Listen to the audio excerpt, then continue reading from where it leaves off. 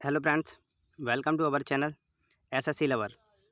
आज हम SSC GD 2024 के लिए मैथ का प्रीवियस ईयर पेपर लगाएंगे। तो 2024 में वैकेंसी है, उनके लिए मैथ के प्रीवियस ईयर पेपर लगाएंगे हम। 2023 के प्रीवियस ईयर पेपर हैं, वो लगाएंगे। तो चलिए देखते हैं बिना टाइम वेस्ट किए। पहला क्वेश्चन क्या है। 1000 मीटर की दौड़ में जॉन ने खान को 120 मीटर से हराया। यदि जॉन की चाल 40 किलोमीटर प्रति घंटा है तो खान की चाल क्या होगी। आप मेरे साथ जुड़े रहें, मैं आपको इनके बहुत अच्छे सॉल्यूशन बताऊंगा, बेस्ट सॉल्यूशन बताऊंगा। मैं आपसे वादा करता हूं कि आप मेरे साथ ये कुछ टाइम तक लगे रहें जीडी में। अब तो इसका जीडी 25 आउट ऑफ 25 की मैं आपसे गारंटी लेता हूँ इसी की। चलिए देखते हैं इसके सॉल्यूशन कैसे होगा इसका। देखिए, इसमें आपको एक चीज़ ध्यान रखनी है कि वो क्या कह रहा है कि 1000 मीटर की दौड़ में आप एक बात बताइए मुझे। यहाँ पर 1000 मीटर की दौड़ है और जब कोई भी दौड़ कंडक्ट कराई जाती है कोई, तो वहाँ पर आप टाइम आपको सेम मिलता है। ऐसा नहीं है कि मुझे 10 मिनट ज़्यादा मिल जाए, आपको 10 मिनट कम, तो ऐसा तो नहीं होगा। यदि आपको 100 मिनट दिए तो मुझे भी 100 मिनट मिलेंगी। तो आपको इसी चीज़ का बहुत अच्छे से प्रयोग करना है। यहाँ पर देखिए कि 1000 मीटर की दौड़ में जॉन ने खान को 120 मीटर से हराया। जॉन ने खान को, और जॉन की चाल कितनी है, 40 किलोमीटर प्रति घंटा। तो आपको ये याद रखना है कि यहाँ पर टाइम सबको सेम मिलेगा। तो जब टाइम सेम हो तो फॉर्मूला क्या लगता है, S1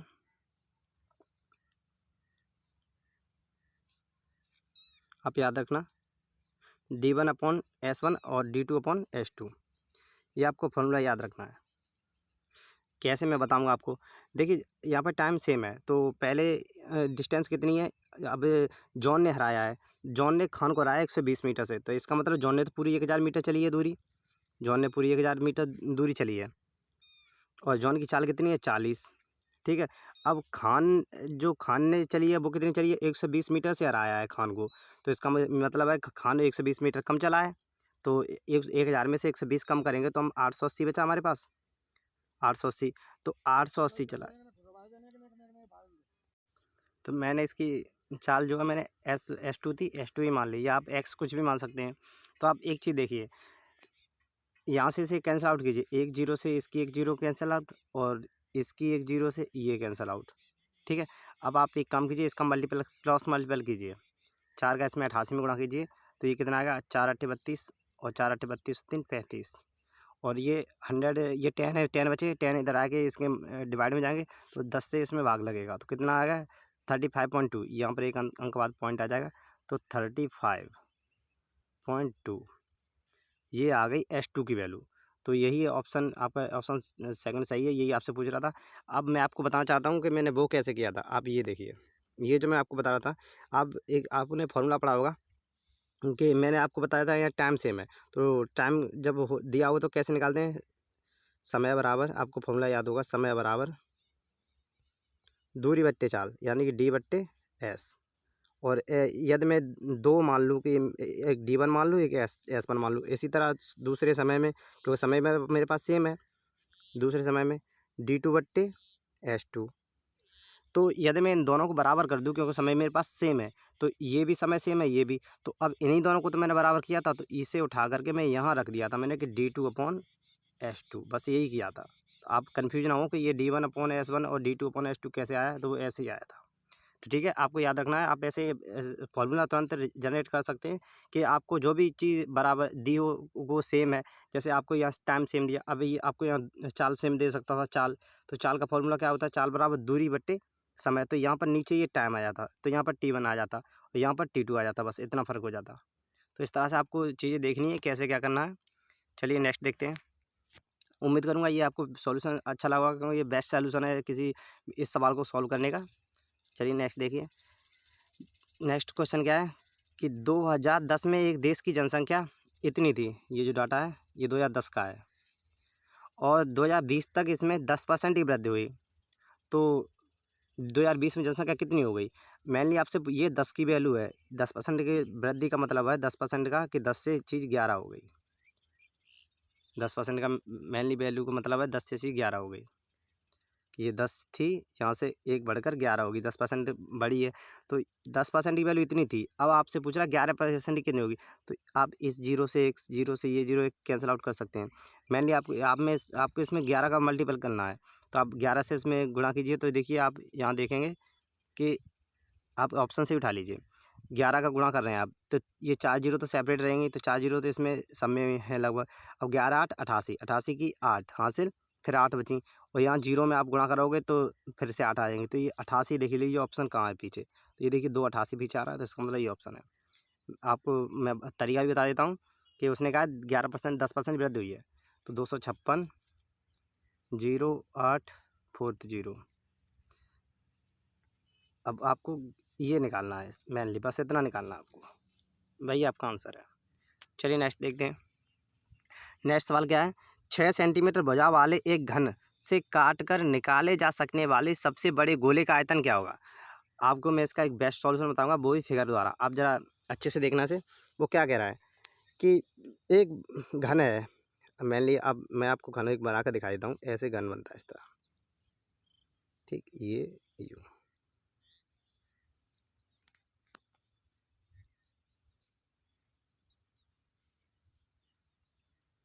ये यहाँ कनेक्ट होगा यहाँ पर, ये एक घन है। अब वो कह रहा है कि इसमें 6 सेंटीमीटर भुजा है, इस घन की सब भुजाएं बराबर होंगी, 6 सेंटीमीटर भुजा है। इसमें से ये 6 सेंटीमीटर भुजा वाला एक घन से काट कर निकाले जा सकने वाले सबसे बड़े गोले, इसमें से एक सबसे बड़ा गोला मुझे काट कर अलग निकालना है। तो आप ये तो घन हो गया, लेकिन मैं आपको इसे अलग तरीके से समझाता हूँ। देखो, मैंने मान लिया एक रफ ऐसे ही कि ये घन है मेरा, तो मैंने यहाँ पर एक गोला डाल दिया इसमें। तो सबसे बड़े गोले की बात चल रही है, तो ऐसा गोला डालूँ कि इसकी चारों परिधियों को छू ले, तभी तो सबसे बड़ा होगा, सबसे कि हर जगह फिट बने। तो अब आप मुझे बताइए एक चीज़ कि ये इसके मिड पॉइंट को टच करेगा, ये इसके मिड पॉइंट को, ये यहाँ और ये यहाँ। तो इसकी टोटल लेंथ कितनी है, 6। तो इसके आधे आधे कर दूँ तो मैं ये 3 और 3 में डिवाइड कर देगा ये सब चीज़ को, ठीक। तो ये 3 हो गया, और ये टोटल कितना है, ये 6, ठीक है। तो अब आपसे ये पूछ रहा है कि वो गोल और यहाँ ये सेंटर है, तो ये टोटल कितना है, 6, टोटल 6, और ये यहाँ से ये 3 हो गया, क्योंकि ये भी टोटल पूरा 6 है। तो ये आधे आधे में डिवाइड करेगा, ये यहाँ से 3 हो गया, तो ये भी 3 है, तो ये 3 हो गया, ये 3 हो गया, ये 3 हो गया, ये 3। तो आपसे पूछ रहा है इस गोले की त्रिज्या। तो यहाँ से देखिए, यहाँ से यहाँ पे मैं टच करूँगा इस पॉइंट पर, तो ये त्रिज्या निकलेगी कि नहीं गोले की, कि यहाँ से सेंटर से यहाँ तक 3 सेंटीमीटर, तो गोले की त्रिज्या आपको पता चलेगी 3 सेंटीमीटर आ गई। तो अब आप इसमें फॉर्मूला डायरेक्ट लगा सकते हैं कि हमें त्रिज्या मालूम पड़ेगी 3 सेंटीमीटर है, तो आप इसमें फॉर्मूला लगा सकते हैं कि गोले का क्या होता है आयतन। आपको पता होगा, आयतन ही पूछा है, हाँ आयतन। तो आप देखिए इसमें 4/3 पाई आर क्यूब, आर कितना है 3, 3 का क्यूब 27, तो इसका आप मान लगा दीजिए, और इसे 9 टाइम्स 36, यानी कि 36 पाई, इसका आंसर है 36 पाई। अब इसमें पाई का मान लगा कर दिया, तो आप इसमें पाई का मान लगा दीजिए, ये ऑप्शन आपका ठीक हो जाएगा। चलिए नेक्स्ट देखिए,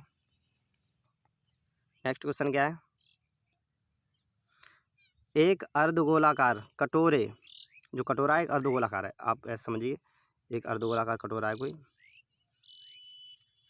अर्धगोलाकार कटोरा। कटोरा मोटे स्टील से बना हुआ है, यदि जिसकी मोटाई 0.5 सेंटीमीटर है, ये जो मैंने ये आपकी परिधि बता रहा हूँ, ये इसकी मोटाई है 0.5 सेंटीमीटर है, मैं ड्रॉ नहीं कर पाऊँगा इसे, ये समझ लीजिए 0.5 सेंटीमीटर है। यदि कटोरे का बाहरी व्यास 43 सेंटीमीटर है, तो कटोरे की धारिता ज्ञात कीजिए। कैपेसिटी, धारिता यानी आयतन, आपसे मेनली आयतन ही पूछ रहा है वो।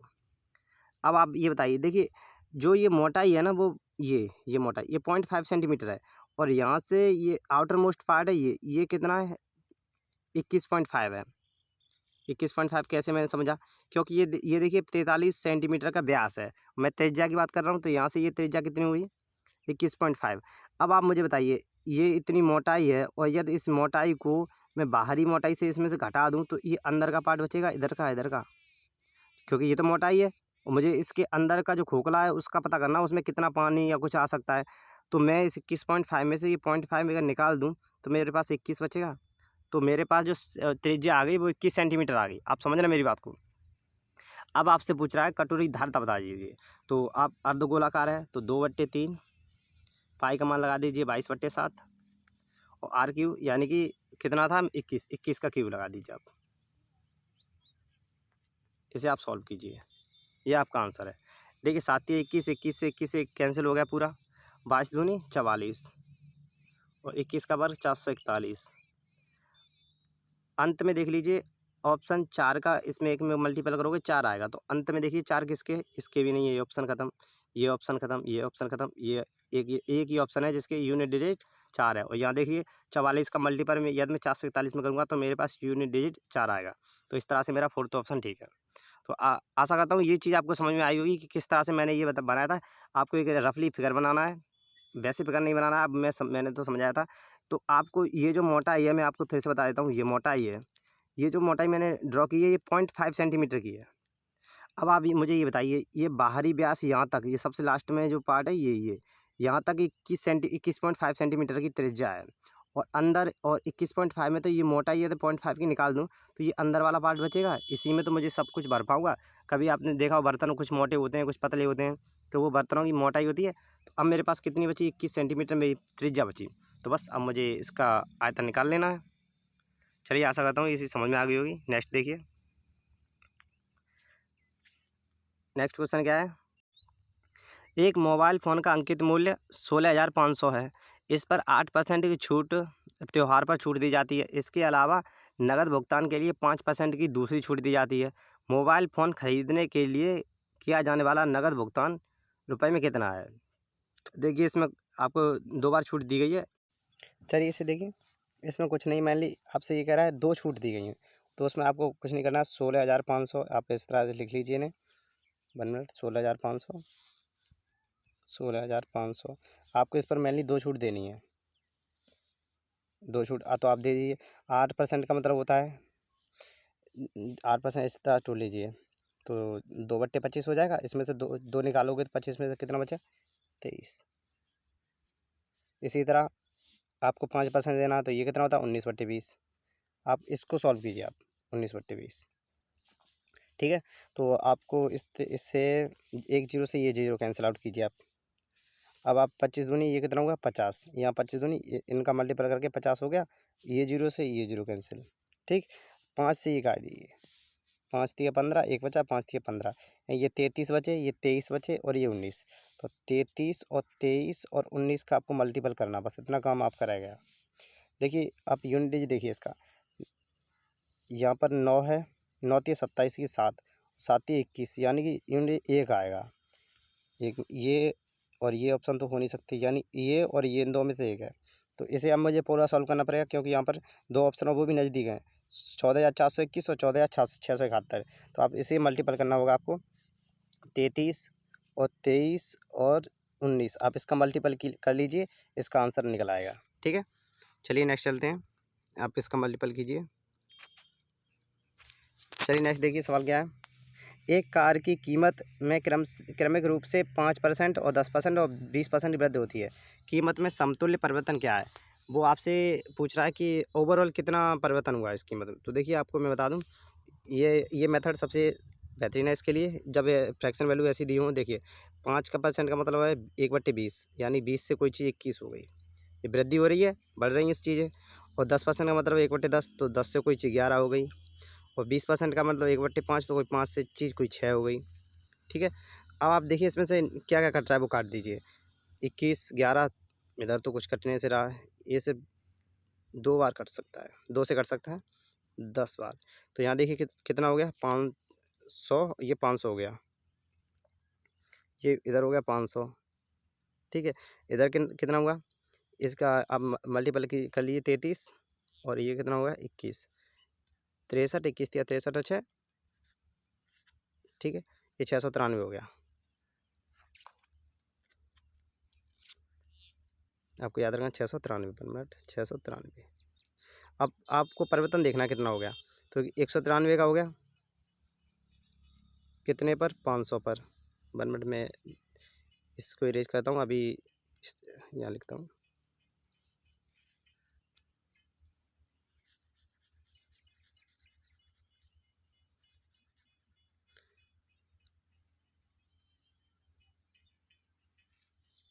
कितने का हुआ है कि 193 का, 93 का कितने पर 500 पर, तो 100 पर कितना होगा ये आपको बताना है। 0 से 0 कैंसिल आउट, 5 से काटिए, 5 तिया 15, कितने बचे 4, तो ये 43 हो गए, 5 अट्ठे 40, पूरा 8 बार चला गया, 3 बचे, तो इधर 3/8 और 5 रख दीजिए या फिर इसे पॉइंट में ले जाइए, लेकिन आपको इसी तरह मिला है कि 38 सही 3/5%, तो ये आपका ऑप्शन 4 राइट आंसर। उम्मीद करता हूँ ये आसान सवाल था। चलिए नेक्स्ट चलते हैं। नेक्स्ट देखिए, नेक्स्ट क्या है। नेक्स्ट सवाल है, एक महिला 75 किलोमीटर प्रति घंटा की चाल से कार द्वारा एक निश्चित दूरी तय करती है और तुरंत उसी कार से 100 किलोमीटर प्रति घंटा की प्रारंभिक चाल से लौट आती है, प्रारंभिक बिंदु पर लौट आती है। कार की औसत चाल बताइए। देखिए ऐसे में आपको कुछ नहीं करना होता है, जब डिस्टेंस सेम हो तो आप और दो डिफरेंस स्पीड आपको दी हो तो आप ये फॉर्मूला लगा दीजिए 2x/(x+y), ये चीज़ लगा दीजिए। अब ये कैसे अप्लाई करना है आप देखिए, 2 × x यानी कि पहली चाल 75 × 100 और x+y यानी कि 75 और 100 कितना होगा 175। अब आप इसे कैंसिल आउट कर सकते हैं, 25 से इसे काटिए, 25 तिया 75, 25 सत्ते 175। अब तो ये कैंसिल आउट होने से रहा, तो ये हो गया 3 दूनी 6, ये 600 हो गया, तो 600 / 7। अब कभी कभी ऐसा होता है कि अब यहाँ तो हर ऑप्शन में 7 है, तो आपको ये सॉल्व करना होगा। कभी कभी एक ऑप्शन में मिल जाता तो आप सिक्योरिटी कर देते, पूरा सॉल्व ना करते, क्योंकि आपको क्विक ऑप्शन भी देखने हैं जल्दी से, तो अब आपको इसे सॉल्व करना होगा।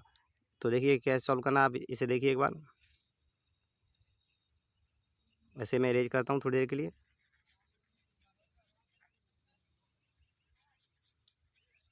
चलिए अब इधर देखिए, 7 से काटिए, 7 अट्ठे कितने बचा 56, 4 बचे और 40, 7 पंजे 35, कितना बचा 5, तो 85 सही 5/7, ये आपका किलोमीटर प्रति घंटा में है, किलोमीटर पर आवर। तो आपको ये याद रखना है, इसमें कुछ नहीं था, बस आपको ये फॉर्मूला मेनली याद रखना है। मैं इसे दोबारा से फिर से लिख देता हूँ कि जब डिस्टेंस सेम हो, मैं आपको बताता हूँ, जब डिस्टेंस सेम हो, ठीक है, और डिफरेंस चालू हो, तो आपको लगाना 2x/(x+y), ये आपको फॉर्मूला याद रखना है, ठीक है। चलिए नेक्स्ट चलते हैं। नेक्स्ट क्वेश्चन क्या है, ए 1 घंटे में 11 बेंच की मरम्मत कर सकता है और बी 1 घंटे में 5 बेंच की मरम्मत कर सकता है।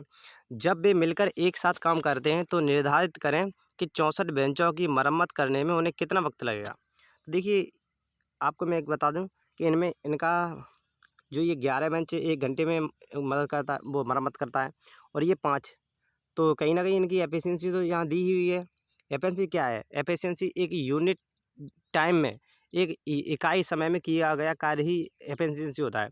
तो यहाँ पर 1 घंटा दे दिया, यदि 4 घंटा देता तो हमें 4 से भाग देना पड़ता, 2 घंटा देता तो 2 से भाग देना पड़ता, लेकिन यहाँ पर बोल दिया 1 घंटे में, और यहाँ पर भी बी ने 1 घंटे में, तो इनका मतलब यानी इसका मतलब है कि इनकी एफिशिएंसी हमें दी रखी है। तो इसकी एफिशिएंसी एक ही होगी 11, इसकी हो गई 5, तो टोटल दोनों कितनी होगी 16। तो आपसे यही पूछ रहा है कि निर्धारित करें कि 64 बेंचों को मरम्मत में उन्हें कितना वक्त लगेगा दोनों को मिलाकर। तो हमें 64 के हिसाब से 64 बेंच करनी है और 16 करते हैं वो दोनों मिलकर, तो ये 4 घंटे में करना देंगे, घंटे या दिन जो भी है, तो ये 4 हो गया, ठीक है। क्योंकि टोटल 64 बेंच मरम्मत करनी है, और एक ए करता है 11 मरम्मत 1 घंटे में, और बी करता है 5, 11 5 कितनी हुई 16, तो दोनों मिलकर के 64 बेंचों की मरम्मत कितने दिन में कर देंगे, 4 दिन में या 4 घंटे में। चलिए नेक्स्ट देखते हैं, उम्मीद करता हूँ ये समझ में आ गया होगा आपके। इसे देखिए, नेक्स्ट क्वेश्चन है, आकाश एक कार्य को 21 दिनों में कर सकता है और दिया उसी कार्य को 63 दिनों में कर सकती है। समान कार्य को पूरा करने में लगने वाला समय ज्ञात करें यदि वे एकांतर दिन यानी ऑल्टरनेट डेज में कार्य करते हैं और आकाश कार्य को प्रारंभ करता है। आपको याद रखना है कि प्रारंभ किसने किया, ये बहुत इंपॉर्टेंट है। आपको एक चीज़ बता दूं कि ये वर्क कैसे करता है, जैसे ये आकाश है और ये दिया है, यदि आकाश ने शुरू किया पहले टाइम और दिया दूसरी बार आएगी, तो तीसरी बार ये आएगा, चौथी बार दिया आएगी, 5वीं बार ये आएगा। आपको एक चीज़ याद रखनी है, जो व्यक्ति शुरू करेगा वो सम पोजीशन पर नहीं आएगा, यानी कि 2 4 6 8 इस तरह नहीं आएगा, वो ऑड पोजीशन पर आएगा। यानी कि पहले पर आया तो अब तीसरे पर आएगा, फिर 5वें पर आएगा, फिर 7वें पर, फिर 9वें पर, ऐसे आएगा। तो इसका बहुत वर्क है, आप देखिए इसमें कैसे होगा। अब आप ये देखिए, पहले तो 2163 का आप एलसीएम ले लीजिए, कितना हो गया 63 होगा। ठीक है, तो ये कितना करेगा 3 और ये कितना करेगा 1। तो ये करता है, आकाश करता है 3 एक दिन में काम, ये करता है 1। ये कौन है, दिया 1। अब आपसे कह रहा है कि शुरुआत आकाश ने की है, तो आकाश ने एक दिन में 3 किया और इसने एक दिन में 1 किया। तो पहले दिन आकाश आया, उसने 3 किया, दूसरे दिन ये आया, उसने 1 किया। तो 1 दिन और 2 दिन कितना काम हुआ, टोटल 4। यानी कि 2 दिन में 4 वर्क होता है। तो मुझे करना कितना है, टोटल 63 काम करना है मुझे, ये करना है। तो मैं 4 का ऐसा मल्टीपल ढूँढूँ जो इस 63 के आसपास हो। तो मैं 16 का इसमें मल्टीपल कर दूँ, 16 चौक 64, तो ज़्यादा निकल जाएगा। तो मैंने 15 कर दिया, 15 चौक 60। तो इसका मतलब मुझे 60 वर्ग तो हो गया मेरा ये 15 के हिसाब से। तो एक दिन में 4 होता था, तो मैंने 15 से गुणा कर दिया। वो सॉरी 2 दिन में 4 होता था, 15 में कर दिया, 60 हो गया। जब 2 दिन में होता था तो इधर में 15 का गुणा करूँगा तो कितना हो गया, ये 15 का यहाँ मल्टीपल किया, दिन कितने हो गए 30। तो 30 दिन में कितना काम होगा, 60 काम हो गया। दोबारा समझिए कि मैंने बताया ये आकाश करता है 3 एक बार एक दिन में, ये करता है 1। टोटल काम में मुझे 63 करना है। पहले ये आया, फिर ये आया, दोनों ने एक दिन में 2 दिन में कितना मिला कि कर दिया 4। तो मैं इसके आसपास जाना चाहूँगा, तो मैं इसे 15 से गुणा कर दिया, 15 चौक 60 हो गया। तो 2 दिन का काम 4 है, तो इसी तरह 15 दिन का काम कितना 60 काम करने में कितना लगेंगे, 30 दिन। देखिए 2 दिन में या 2 दिन में आप 4 काम कर रहे हो, तो 15 दिन में यहाँ पर भी 15 से गुणा, यहाँ पर भी 15 से गुणा, तो ये 15 चौक 60 हो गया, 15 दिन 30 हो गया। तो 2 दिन में 60 वो 2 दिन में 4 काम हो रहे हैं, तो 15 दिन में वो 30 दिन में कितना होगा, 60 काम हो गया।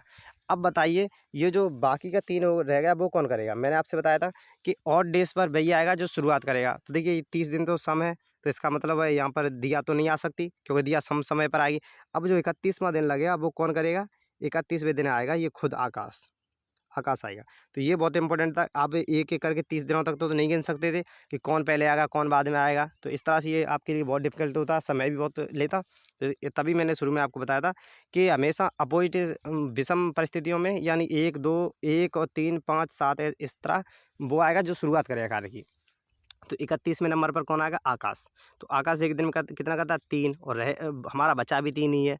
तो अब जो 3 बचा वो आकाश करेगा, 3 की एफिशिएंसी, तो कितना टाइम लगेगा, 1 दिन पूरा लग जाएगा। तो यानी कि 30 दिन ये और 1 दिन और ये, तो कितना होगा 31 दिन। तो हमारा कितना टोटल टाइम लगा, 31 दिन समय लगा। उम्मीद करता हूँ ये समझ में आया होगा। एक बार दोबारा से देखिए कि 3 इसने किया, 1 इसने किया, 2 दिन में 4 काम हो गया और 2 दिन में 4 हो गया। तो इधर ये 15 दिन में कितना होगा, इधर 15 से गुणा गुणा किया, 4 था, इधर 15 से 60 काम को 30 दिन लग गए करने में। काम मेरा बचा अभी 3। तो अब ऑड डेज पर कौन आएगा, ये आकाश आएगा। तो आकाश कितना करता है एक दिन में, 3। तो ये 3 काम एक दिन में ख़त्म कर देगा। तो ये 30 दिन ये थे और प्लस 1 दिन ये, तो 31 दिन हो गए टोटल। चलिए नेक्स्ट देखते हैं। नेक्स्ट क्वेश्चन क्या है, नेक्स्ट क्वेश्चन इसे देखिए। एक यात्रा में किरण ने बाइक से 50 मील प्रति घंटे की चाल से 3 घंटे तक यात्रा की। आप इसे सॉल्व करते चलिए। देखिए 50 मील प्रति घंटे के हिसाब से उसने 3 घंटे तक की, तो कितनी दूरी तय कर ली उसने, 150। इस डाटा को लिख लीजिए। इसके अलावा उसने कार से 65 मील प्रति घंटे की दर से 2 घंटे तक यात्रा की। ये कैसे, ये बाइक की है, ये बाइक, और ये कार की है, सॉरी 1 मिनट, ये कार की है, यहाँ पर कार की मैं यहाँ लिख देता हूँ। 65 के हिसाब से 2 घंटे तक कितने की, 130, 130। और इसी हिसाब से उसने, और आगे पे भी कुछ है, वह आराम करने के लिए 2 घंटे रुकता है। देखिए अब वो 2 घंटे आराम कर रहा है। आराम करने के बाद उसने अपने गंतव्य तक पहुंचने के लिए 80 मील प्रति घंटे की चाल से 4 घंटे तक यात्रा की। अब उसने 80 मील प्रति घंटे की चाल से चल रहा है, तो 80 के हिसाब से 4 घंटे में कितना चलेगा वो, 320। अब आप टाइम इसका नोट करना कितना कहाँ लगा है। 4 घंटे यात्रा करता है। पूरी यात्रा के दौरान किरण की औसत चाल ज्ञात कीजिए। देखिए अब आप इसका टोटल डिस्टेंस निकालिए। 130 यहाँ, 150 यहाँ, कितना हो गया, ये 280, 280, और ये कितना 320, ये 80, 100, 600, 320, ये टोटल 600 हो गया। देखिए 0, 0, 6, यानी कि 600 डिस्टेंस टोटल हो गई। अब समय देख लीजिए कितना लगा है। यहाँ पर इसने 3 घंटे चला था, ये 3 घंटे, 3 घंटे ये, 2 घंटे ये यहाँ चला था, 3 2 5। उसके बाद इसने 2 घंटे आराम भी किया, 7, और 7 के बाद ये फिर ये क्या करा, 4 घंटे इसने और चलाया, ये 4 घंटा, टोटल कितना होगा 11। यानी कि 11 घंटे इसे लगे हैं टोटल। इसने 2 घंटा आराम भी किया है। अब इसे डिवाइड कीजिए, 11 पंजे 55, कितना बचा 5, ये कितना होगा 50, 11 चौक 44, क्योंकि पूरे जाएगा नहीं। अब कितना बचा, फिर 6 बचा, फिर से 11 पंजे 55, तो ये इतना ही आता रहेगा। ये देखिए 54.54, तो ये इसका राइट आंसर है।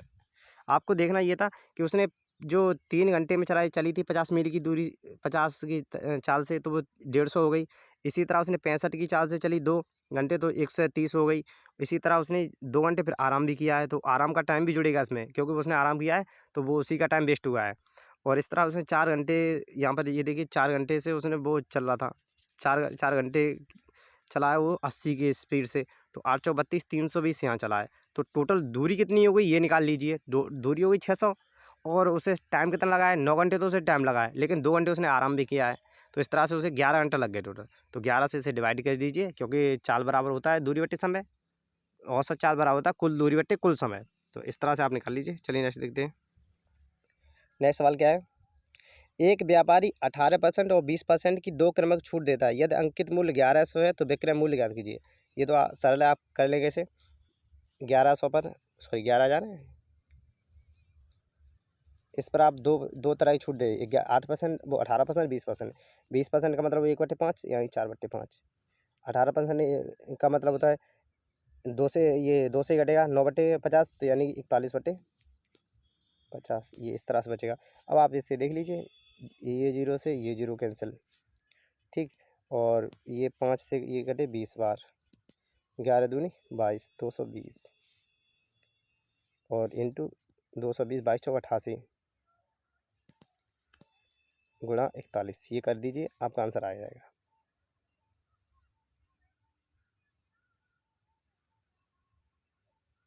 एक मिनट, 1 मिनट, ठीक है, बहुत सॉरी, यहाँ पर ये 5 छूट गया था, ये भी, ये जो 5 है ये भी इसके बट्टे में या अपॉन में आएगा, ये 5, इससे ये 2 बार कटेगा, तो ये इसे ऐसे ही काट देता हूँ मैं, ये 10 समझ लेता हूँ, यहाँ पर यहाँ मल्टीपल में 10 हैं, तो ये 2 बार कटेगा, तो 88 दूनी 176 होता है, 186, सॉरी 186, तो 186 इंटू 41। अब आप इसे करना, तो आज 6 कम 6 यूनिट डिजिट 6 सबका है, तो इसे आप सॉल्व करना पूरा।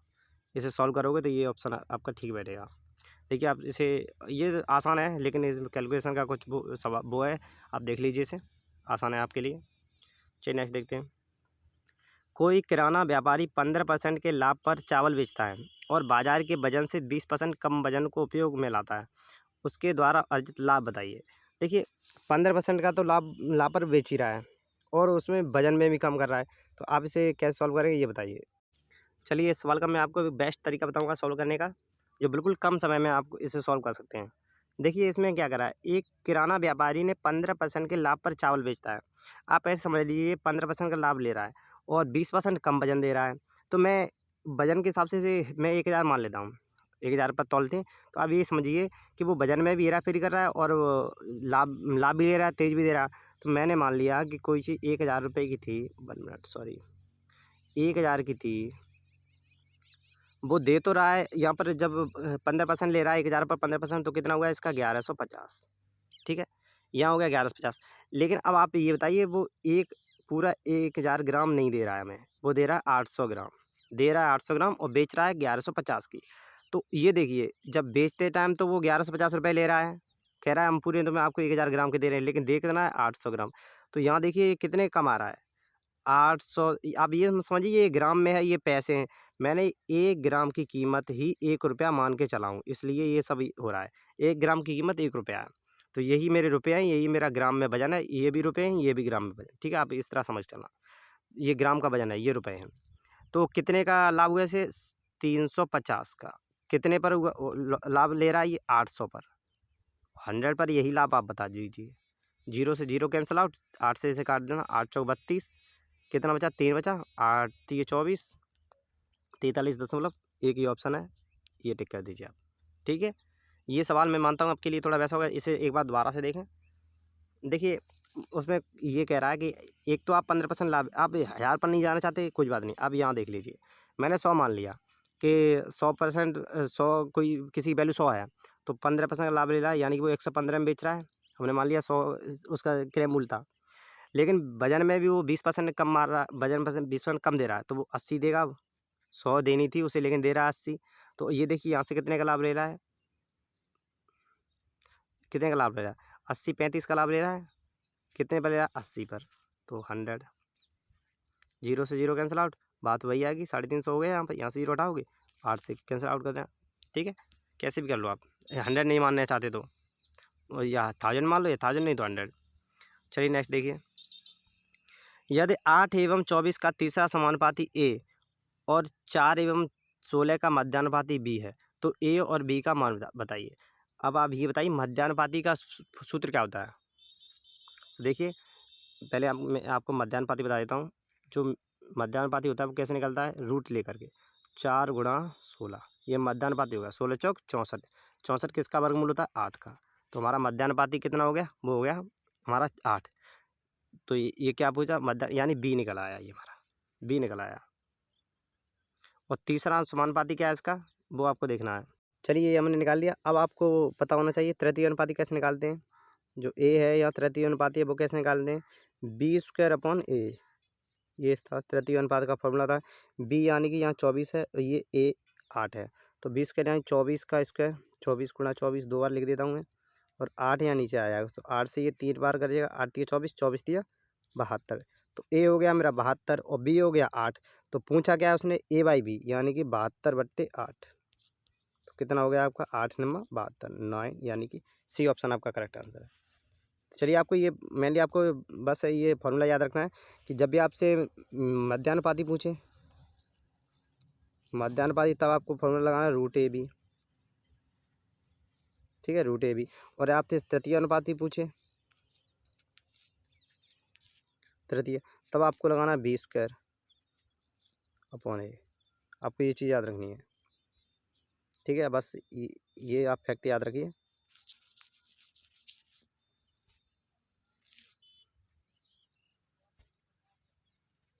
तृतीय, ठीक है, तृतीय अनुपाती। चलिए ये आप इन दोनों को याद रखें। चलिए नेक्स्ट देखते हैं। नेक्स्ट भी सवाल इसी पर है।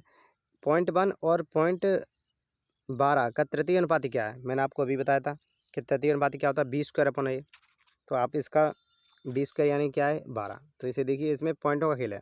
तो मैं 0.12 2 बार लिख देता हूँ, 0 पॉइंट, यहाँ पॉइंट है, इंटू 0.12। ठीक है, 1 मिनट।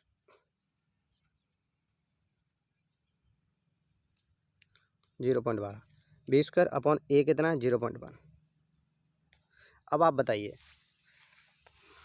यहाँ पर मैं एक 0 और लगा दूँ, तो अब ये देखिए बराबर से 2 अंक बाद पॉइंट है, यहाँ पर 2 अंक बाद, तो ये पॉइंट से पॉइंट हट जाएगा। ठीक है, यहाँ नीचे कितने हो गए, 10। अब एक काम कीजिए, अब इसका इसमें मल्टीपल कीजिए, 12 12 144, 144 हो गया। पॉइंट कितने अंक बाद, 2 अंक बाद, यहाँ लगा दीजिए 2 अंक बाद। और बट्टे में ये 10 हैं, तो इस 10 का भी एक पॉइंट बढ़ेगा। तो ये अब पॉइंट यहाँ अटक करके यहाँ आ जाएगा, यहाँ पर।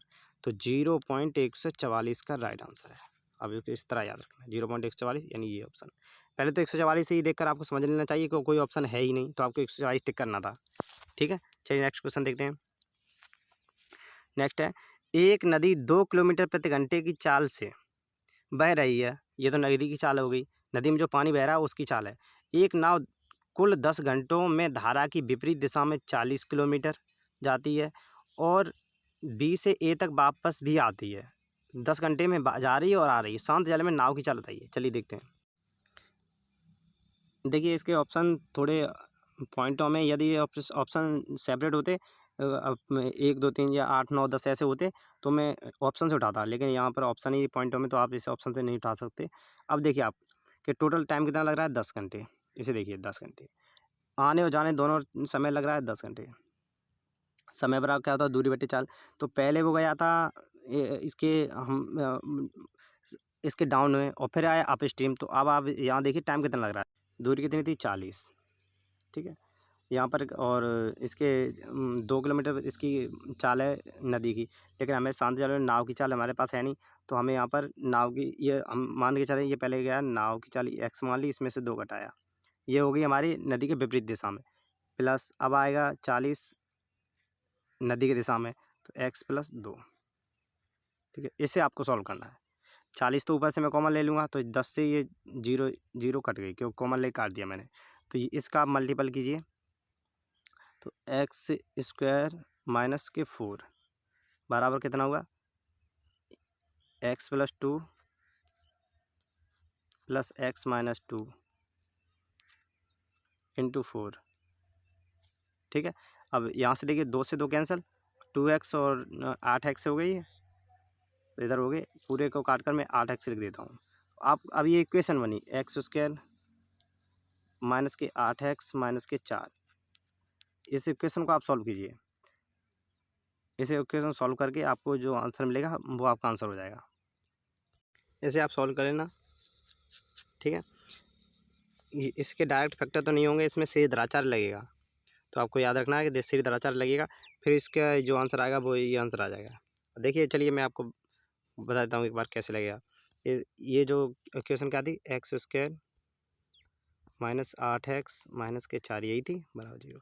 दराचार लगाने क्या होता है, एक्स बराबर minus b plus minus root b square minus 4ac upon 2a, ये होता है सीधा दराचार है।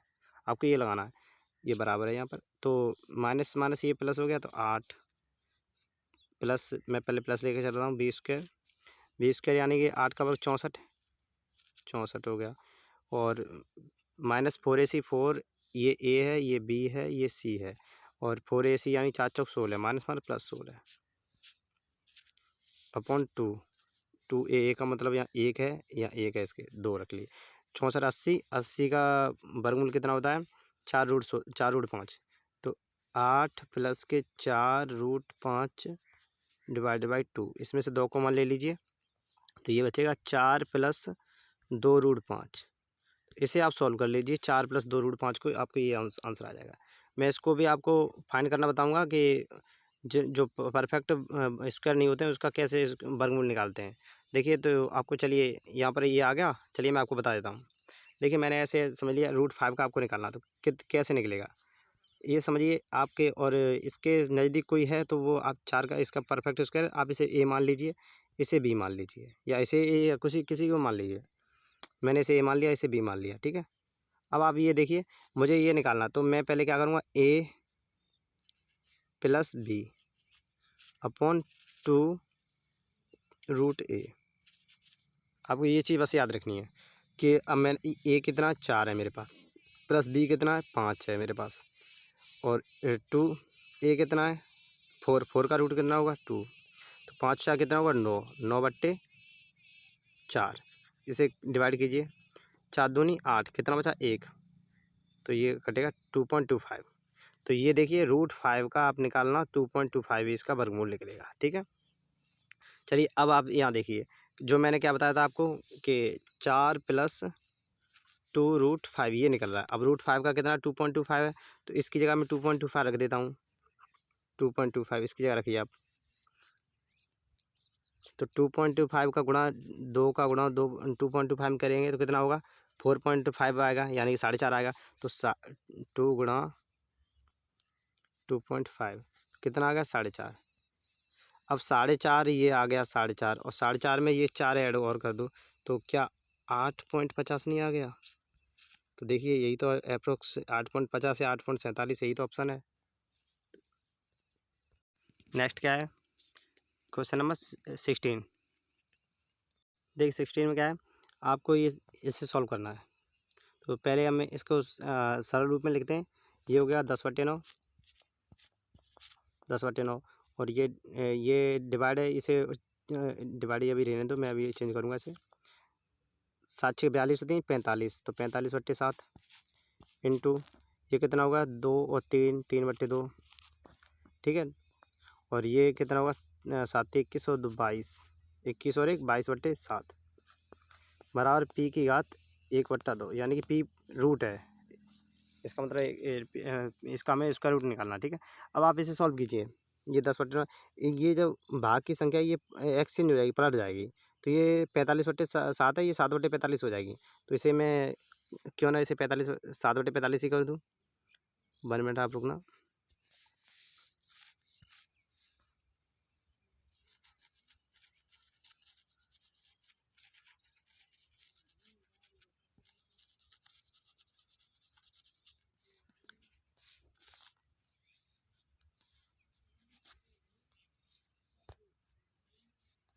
देखिए अब मैंने इसे मल्टीपल किया, ये 7/45 कर दिया, इसे चेंज हो जाते हैं, ठीक है। अब आप इसे इसे काट दीजिए। इसमें क्या क्या कहाँ से क्या कट रहा है ये देखिए आप, 7 से ये 7 कैंसिल, ठीक है। और क्या क्या कट रहा है, मेरे हिसाब से और क्या कट रहा है, 3 है, ये 3 से ये यहाँ पर 3 बार कटा, ठीक। अब ये 45 और 3 और 2, यहाँ से ये 2 से ये 11 बार कटा। याद रखना क्या क्या कटा, 45 और 3 अभी बाकी है। और ये 10, 5 से काटो, 5 दूनी 10, 5 नेमा 45, यहाँ 2 बचे,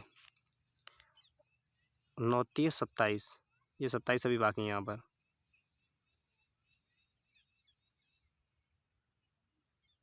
और भी कुछ है कटने के लिए?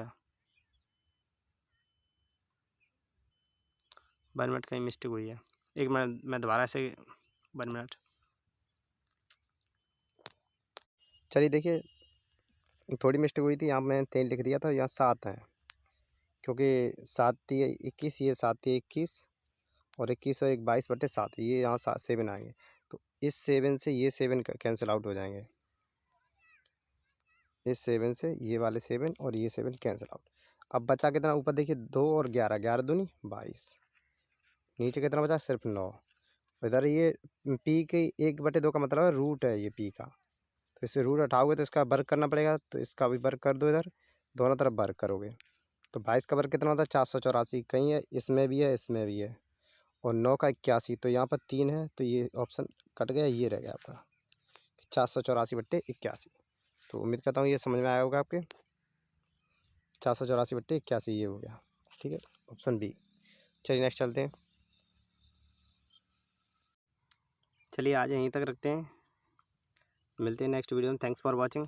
अगर ये वीडियो आपको पसंद आई हो तो इस चैनल को मेरे को सब्सक्राइब जरूर कर लें, जिससे कि मुझे भी मोटिवेशन मिलता है। सब्सक्राइब कर लें इसे। और अब नेक्स्ट वीडियो में मिलूँगा मैं आपको, और आपको ये वीडियो अच्छी लगे तो लाइक भी करें, और इसे अपने दोस्तों में शेयर ज़रूर करें, क्योंकि एसएससी जीडी का मैं प्रीवियस ईयर के सभी क्वेश्चंस में आपको यहाँ पर सॉल्व कराऊंगा। और आप बिलीव रखना, मैं आपको 25 आउट ऑफ 25 की आपकी जिम्मेदारी मेरी है कि आपको कैसे मैथ में लेके आना है। मैं आपको न्यू अप्रोच भी बताता रहूँगा टाइम टाइम पर, कि कैसे मैंने जैसे आपको आज बताया कि किस तरह से हमें जैसे भी कोई वर्गमूल निकालना है, तो परफेक्ट तो निकाल ही लेते हैं, सबको याद है, लेकिन नॉन परफेक्ट होते हैं, उनका कैसे निकालना है। जैसे मैं आपसे पूछूं कि 8 का वर्गमूल बता दीजिए आप कितना होगा, तो 8 का वर्गमूल आप मैंने आपसे पूछा कि इसके आसपास देखिए, तो एक 9 है जो परफेक्ट स्क्वायर है, एक को आप ए मान लीजिए, एक को बी मान लीजिए, जैसे भी आप जो मानना चाहिए, दोनों को पहले जोड़ दिए, 9 8 17 हो गया। अब नीचे आपने जो माना है उसे 2 और इसे इंटू 3, इसका वर्गमूल लेकर यहाँ डिवाइड कर दीजिए, 3 दूनी 6, 6 से काट दीजिए, तो देखिए 17/6 हो गया। तो 6 दूनी 12 हो गया, और कितना बचा है, 6 दूनी 12 और 5 बचा, और 5 और ये इस तरह से आप काट दीजिए इसे, 6 7 6 48.8, 2.8 के समथिंग आएगा ये। तो चलिए मिलते हैं नेक्स्ट वीडियो में। Thanks for watching.